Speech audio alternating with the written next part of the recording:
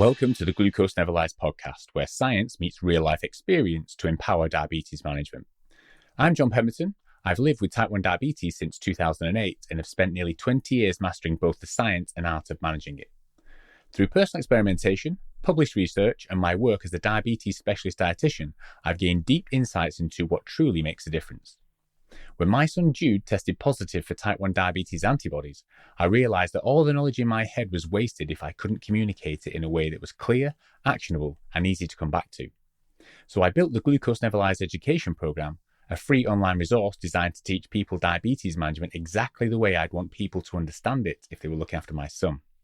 After battling a functional motor disorder for many years and recently experiencing a major depressive episode, I was eventually pulled out of that hole by my friends, family, and professionals who helped me get back to being me. That experience taught me the power of giving, and this podcast is my way of giving back. My co-host Louise is a highly experienced diabetes nurse with over 20 years in the field. She brings a wealth of knowledge, and her superpower is making complex diabetes science accessible and practical for everyday life. She is the best diabetes nurse I've ever worked with, and there have been some good ones. Most importantly, she keeps me in check and keeps the podcast on point.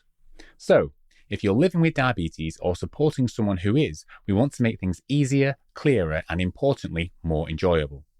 We hope you enjoy the content. If you do, please share it with those who may like it too.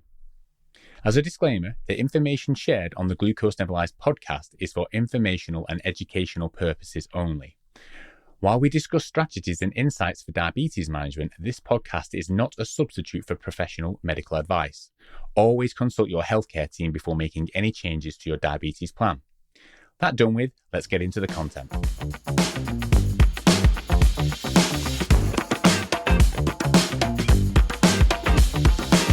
Glucose Never Lies podcast number 10, and this is the first part of a CGM series, a 3-part series where we're going to take a deep dive looking into the accuracy of continuous glucose monitoring, how you actually measure that, and then once we get past all that and an understanding of which CGMs are robust for people with type 1 diabetes, then we're going to move on to have a look at the different features and options that they offer for different users. But first of all, let's say hello back to Lou, who's now after her dissertation for her AMP. How was that? Relieved that it's been handed in. Yep. Did it go all right? I'll let you know in 2 weeks.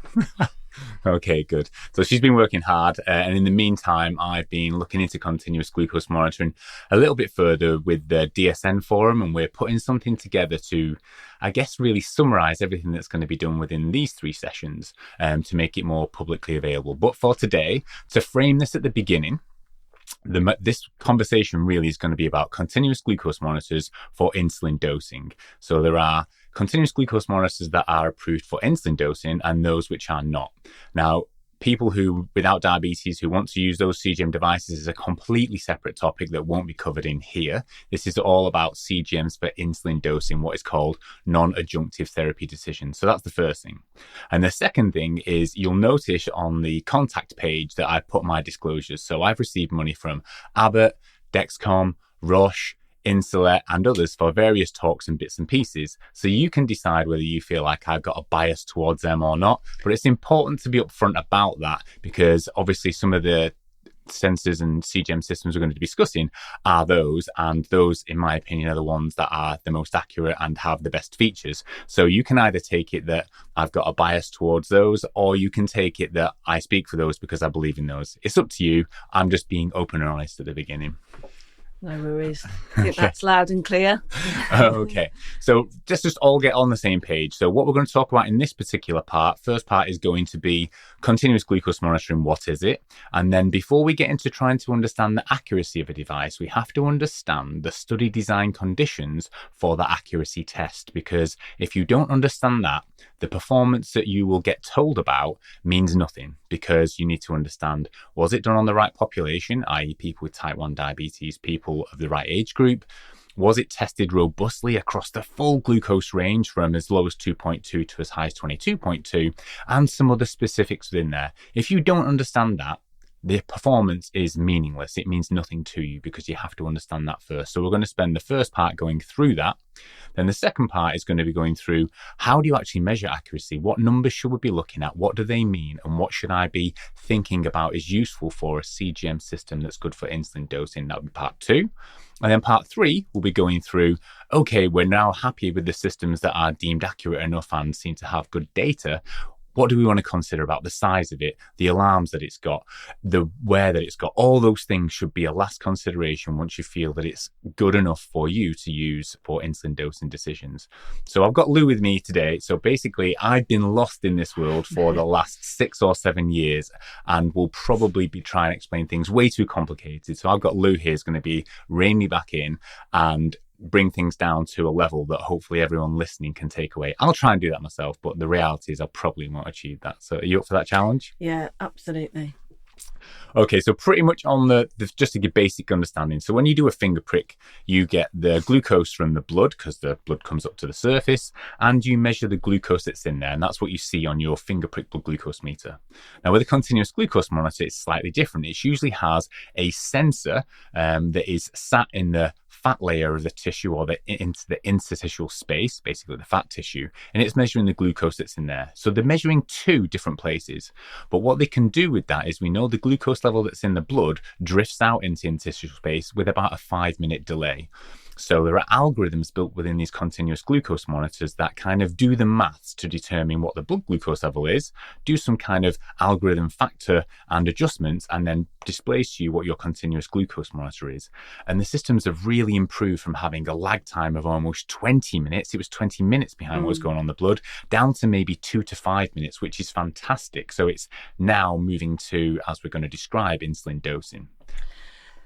So just to clarify, when you're doing a finger stick, which is sometimes called a capillary blood glucose level, so that's something to be aware of.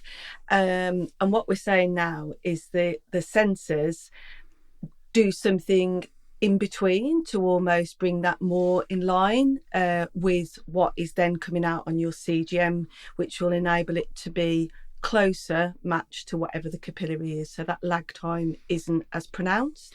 Yeah, that's right. And that's really where the companies tend to come into their own. So all companies measure the glucose that's in the fat tissue, but how the quality of their measuring instruments, whether it be the sensor filament, the enzyme that they use within there, and also the quality of the algorithm that can detect changes in noise, which is basically, things that might be disrupting the filament. That's where the real rubber hits the road with determining what you see on your continuous glucose monitor, whether that is a accurate representation of what the capillary glucose actually is.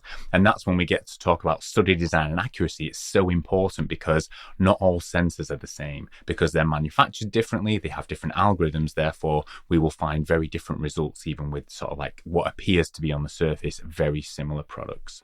Okay, that all makes sense. Yeah, absolutely. Good.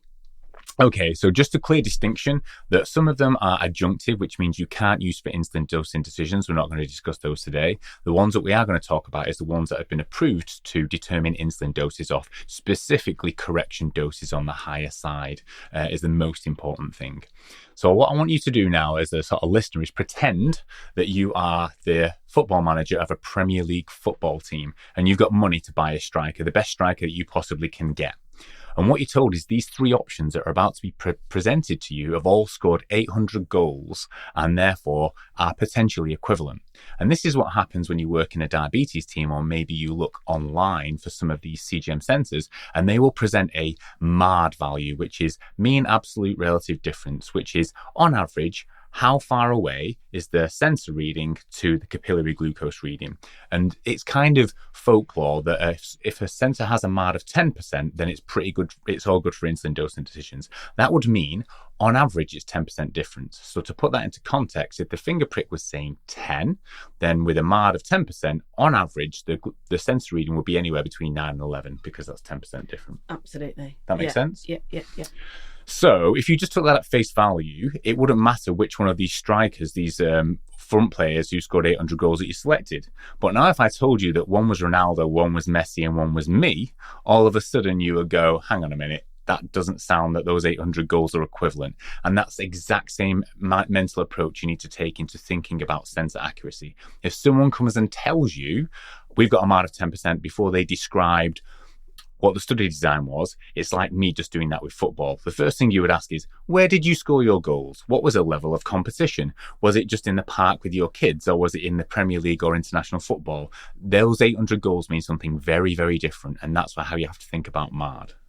So it's very much thinking about what the context of where that MARD has come from, isn't it? So absolutely. So what the environment was, what the conditions were.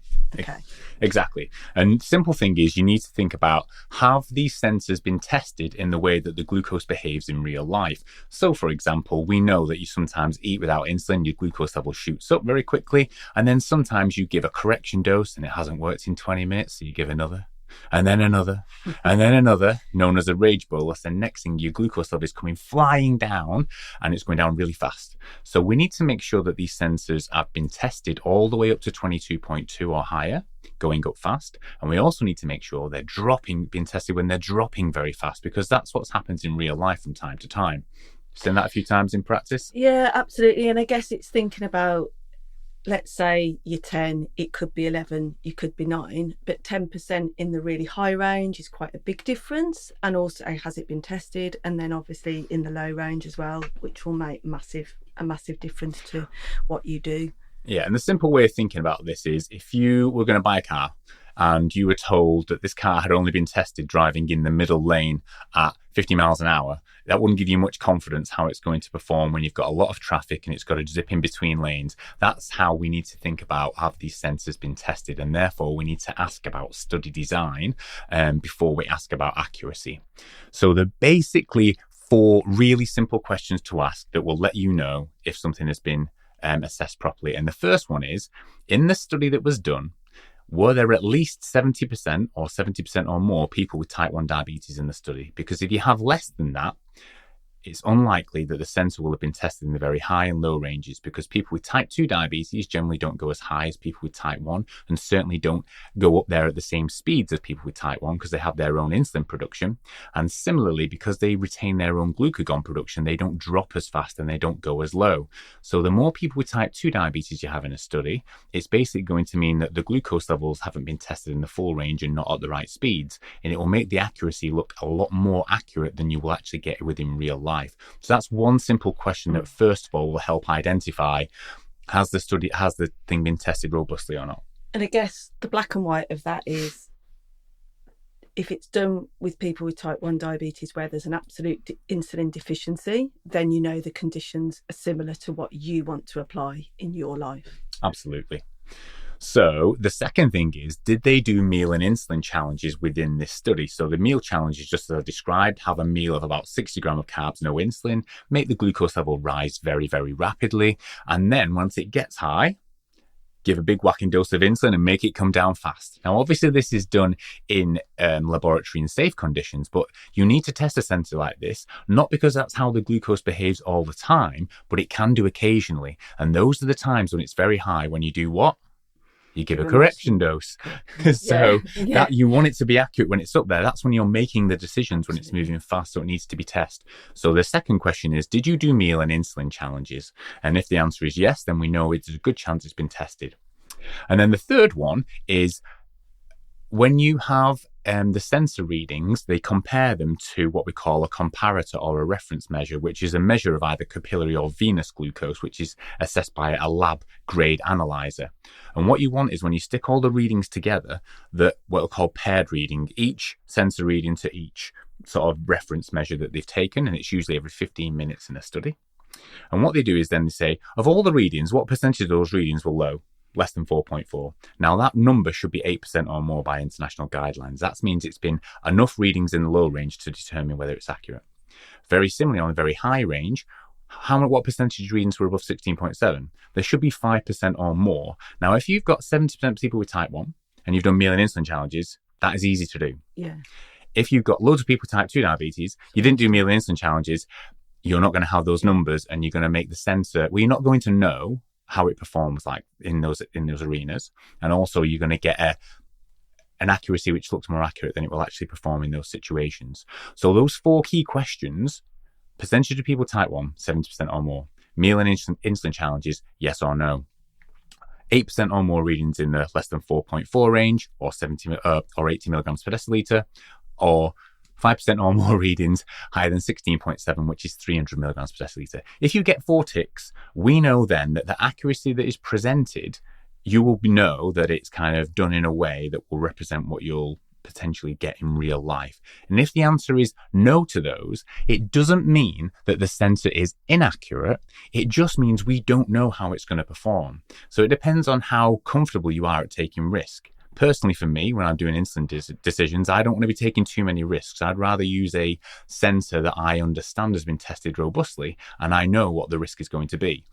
I'm not that keen on me and the people who I support on using a system that hasn't been tested robustly. I don't know whether it will be accurate or not, and I'm not sure that that's the right approach to take. Yeah, that makes perfect sense to me. So it's about ensuring that the sensor that you're potentially going to use has been tested in all of those conditions, so that obviously you're not taking those risks in your day-to-day life. And in the show notes, I've put a little snippet of what I've done with the Diabetes Specialist Nurse Forum. And what we've done is put all the sensors that are available currently in the UK.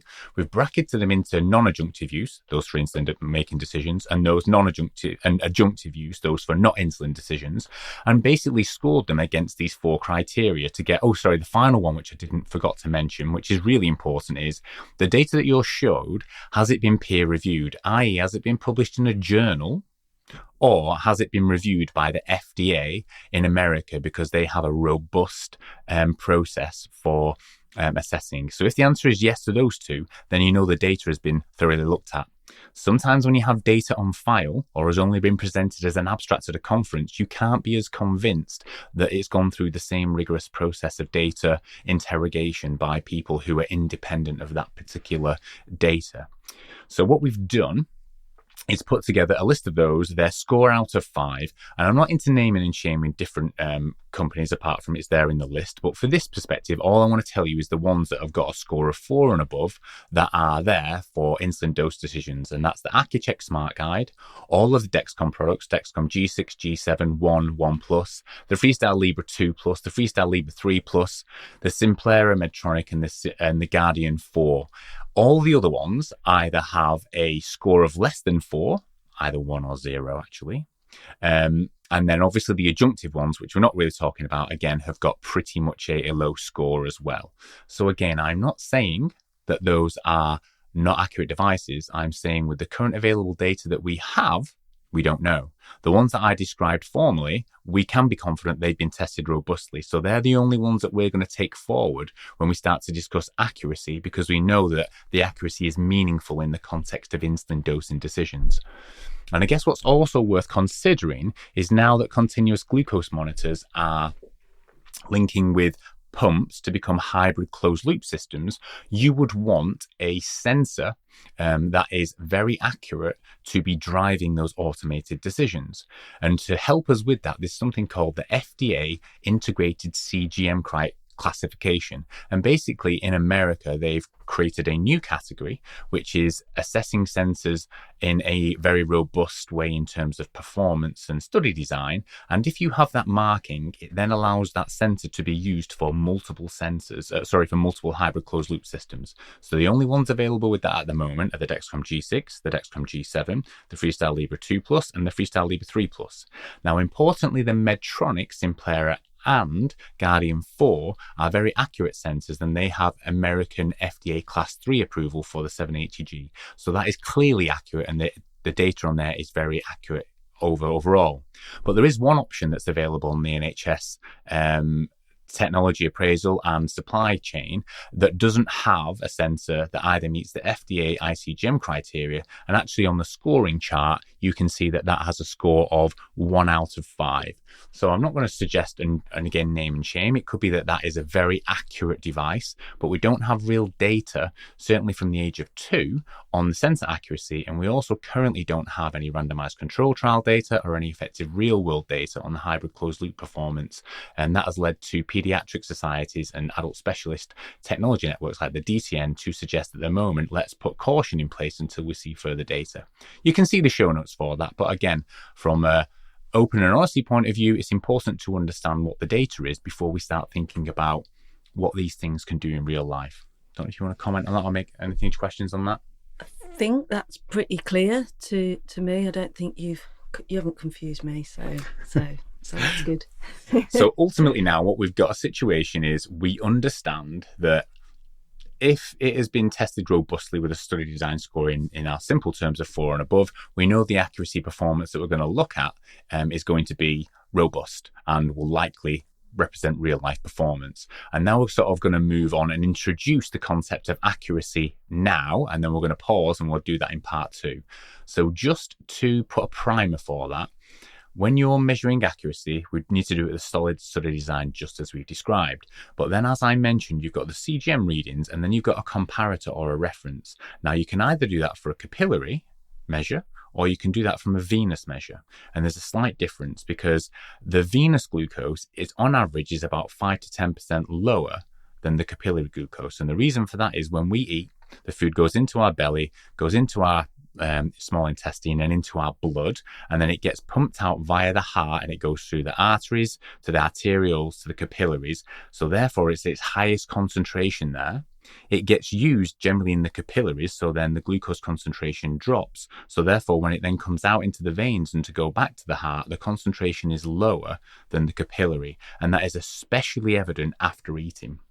So the problem with using venous as a comparator is it's always 5 to 10% lower, and especially after meals, it's quite a bit lower, which means then you're not actually measuring what your body's exposed to. And we know that it's the glucose that actually drives the microvascular problems with your eyes, your kidneys, etc. So if we kind of map the accuracy to venous glucose, we're potentially underrepresenting what's actually going on in the body and what the cells are exposed to. So in an ideal world, seeing how accurate these sensors are to capillary makes a lot more sense than venous glucose. Does that make sense? Yeah. So basically what you would say is that if we're looking at these studies and we're looking at comparators, it's preferable that the comparison has been done with the capillary blood glucose level rather than a venous blood glucose level. That's right. But the downside is, as we're going to get into in the accuracy, is up till now, the vast majority have measured against venous because that's what the regulatory bodies have required.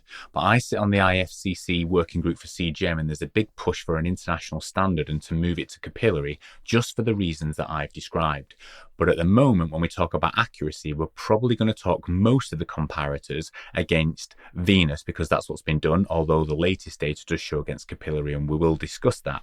But again, it's just a little note of importance because if your sensor tracks very well to capillary glucose, you're getting a good idea of what's actually going on in your body and you can make better decisions. Yeah, and I guess, so if we're teaching, I guess we teach families, the only way that they would be able to compare accuracy is with capillary, isn't it, as well? So it's yeah, exactly. I mean, I haven't seen many people knocking about with an indwelling catheter in their arm. That's what I mean. So it's sort of almost exactly. And if you're to compare, isn't it? If your sensor's aligned to your venous glucose, and then when you do a capillary prick and it's a bit higher, you will think that it's wrong. But it's not that it's wrong. It's just actually it's aiming at the right place because that's what it's been measured against. Whereas really it should be measured against capillary. So I'm pretty confident that over the next 5 or 6 or 7 or 8 years, the CGMs are going to be aligning more closely with CGM because that's where the international standard will go.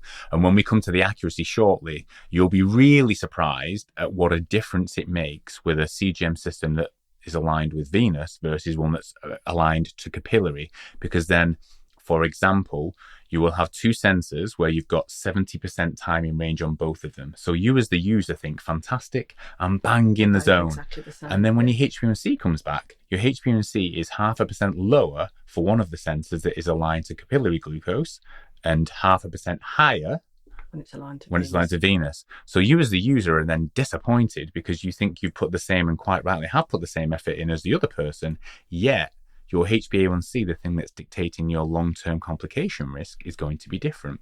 So having some standardization where the sensors align to capillary glucose, they're measured effectively, is essential as this space moves forward. And we're certainly not there yet. And once there is an international standard, a podcast like this will be completely defunct, because if you have the ISO standard, it's like getting a stamp on your forehead, bang, we don't need to know about all this. But at the time being, whether you're a user, whether you're a healthcare professional, and even a manufacturer, you need to kind of understand this, because we haven't got standardization yet, although it is coming on its way.